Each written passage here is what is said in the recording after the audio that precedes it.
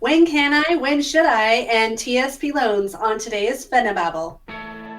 This is Fednobabble, where Kevin and Cassie make federal retirement benefits understandable for humans like you. These two don't hold back as they answer questions from the Fed Pilot workshops and webinars or from questions submitted by you at fednobabble.com.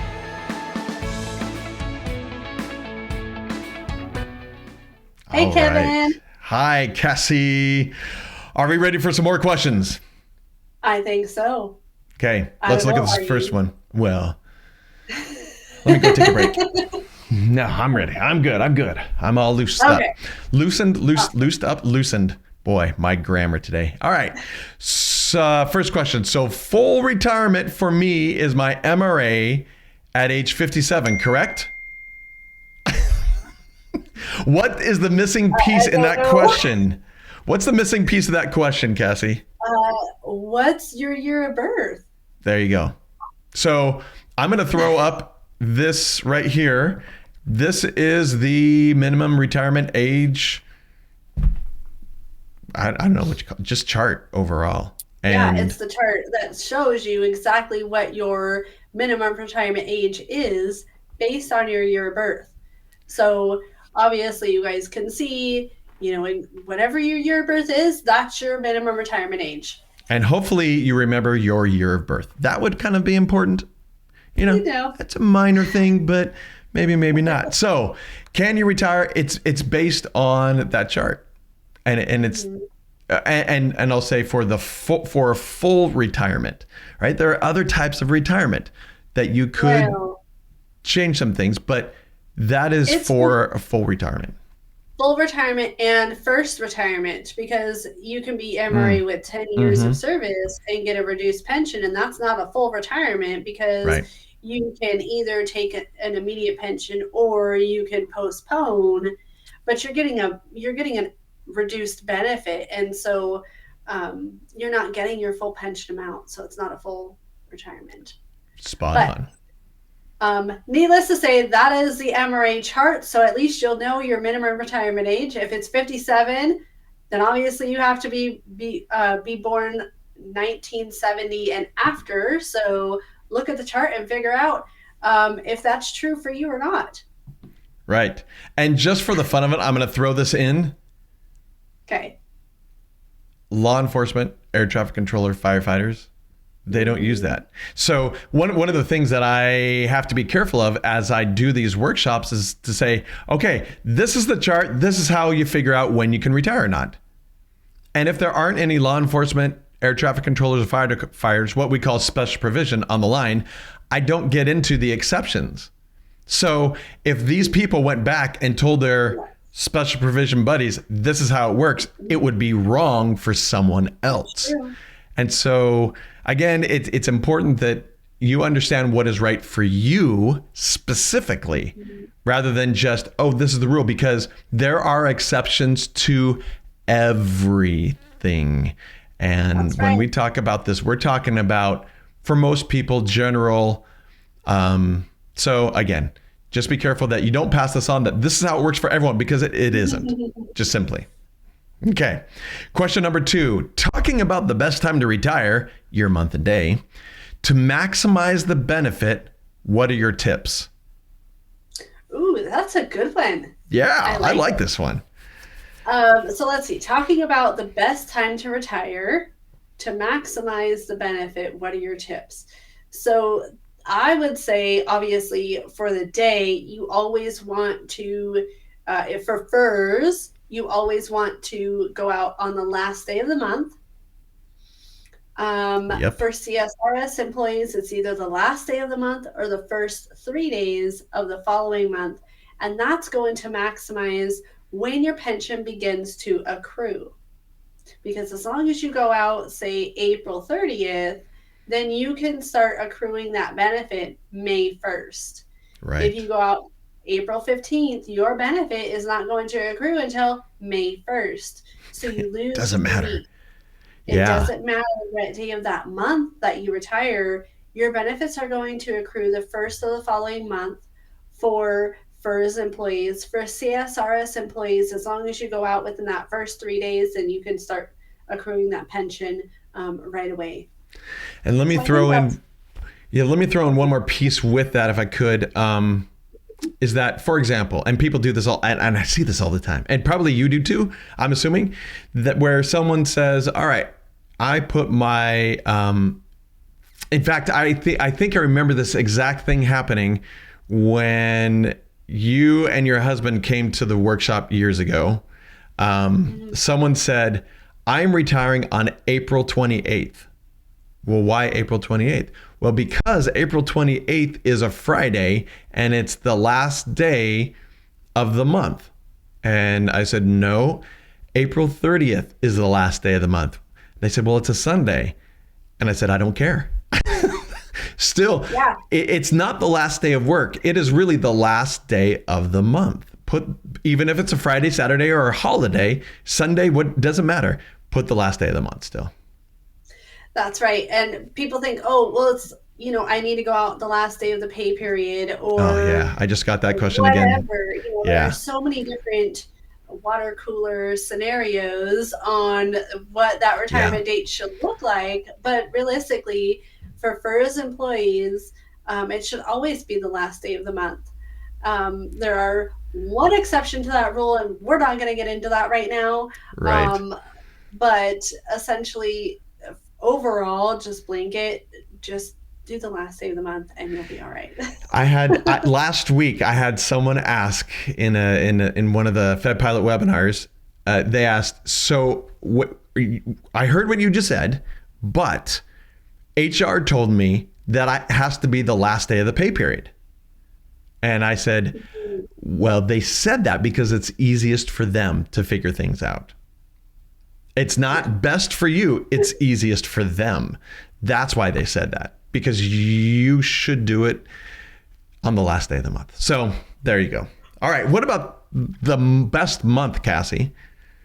As far as the best month is concerned, I mean, that depends on what your goals are.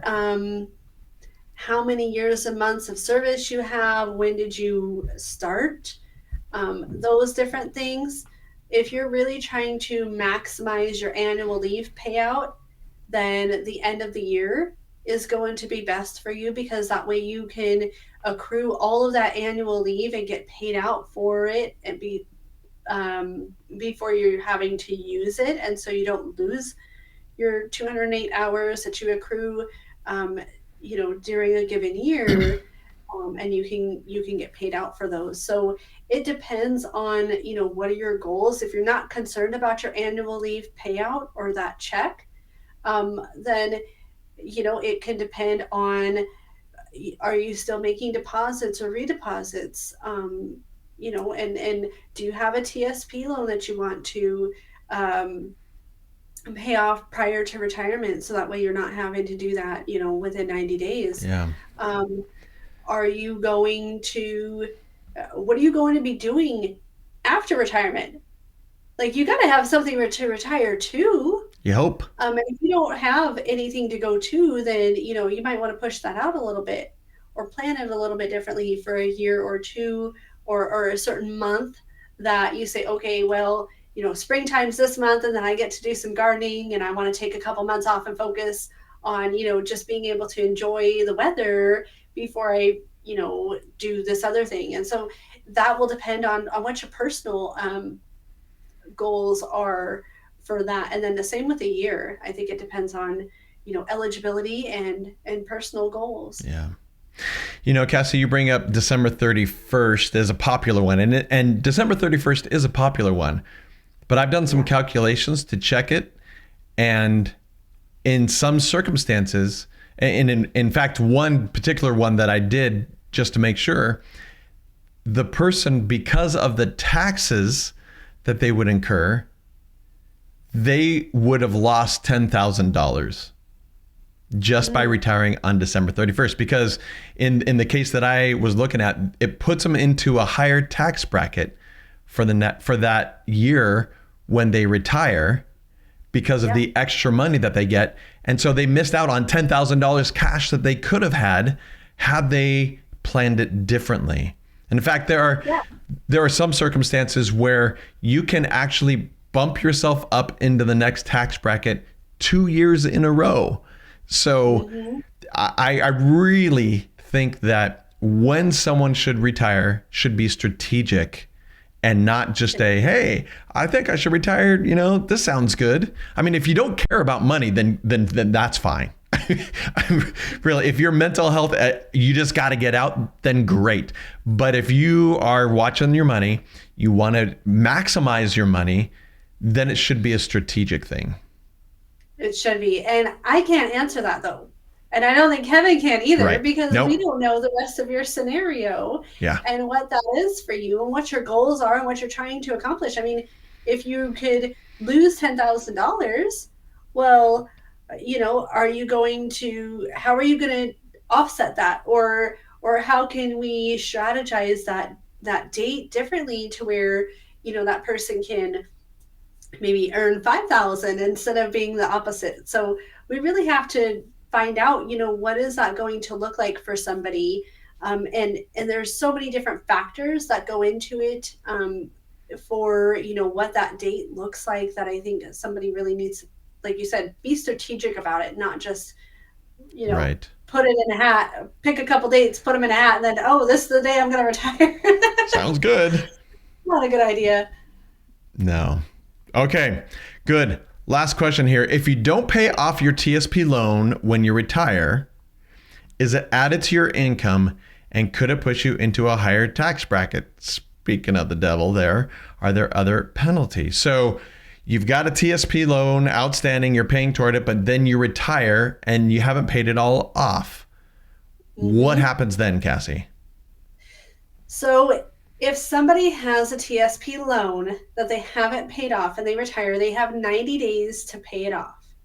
Okay. If they don't pay it off within those 90 days, then the TSP will report those that balance, whatever that amount is, to the IRS as a taxable income. Yep. So could it push you into a higher tax bracket? You bet. Absolutely. Sure could. Are there other penalties? If you're under 59 and a half, yes. You will incur an extra 10% for that early withdrawal penalty as well, on top of the higher tax bracket or whatever other things are possible with that. So it's very important to think about these things when you're looking at retirement. Do you have a loan? How much is owed? How are you going to pay it off? Is it important to you to have it paid off, or is it going to benefit you? That's something that you're going to need to talk to a financial planner or a tax advisor about, as far as strategizing this TSP loan with the rest of it. I prefer financial advisor because they typically have experience in tax planning, and even if they're not a tax preparer, they can at least give you some good insight there, and look at the bigger financial picture for you, rather than a tax advisor who is just going to look at the tax consequences, whether they're good or bad. A financial advisor is going to take in the big picture. If you don't have one of those, then please let us know. Go to Fednobabble.com and let us know. We'll hook you up with somebody in our trusted network, and it's one person where we just give them your contact information, so that way you can ask them these questions. They're going to prepare a benefits report for you, no cost, no obligation, on all of that, so that way they can see, where are you starting at first, and get that foundation before they can give you extra advice. Yes. And please, I know you have questions about your retirement. Everyone has questions about their retirement. And we cover, pretty much 3 questions every show, every episode. We don't cover them all. We have a list of questions out the wazoo to answer. You can wait around if you want and just wait and watch all these, which is just great. Or you can go get your questions answered, and it doesn't cost you anything.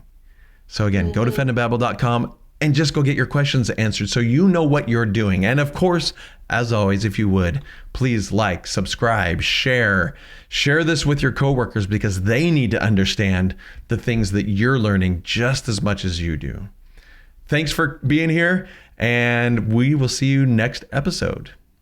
To get Cassie's comprehensive report on your federal retirement benefits at no cost, no obligation, and no sales pitch, go to Fednobabble.com. While you're there, submit a question for them to answer on the show.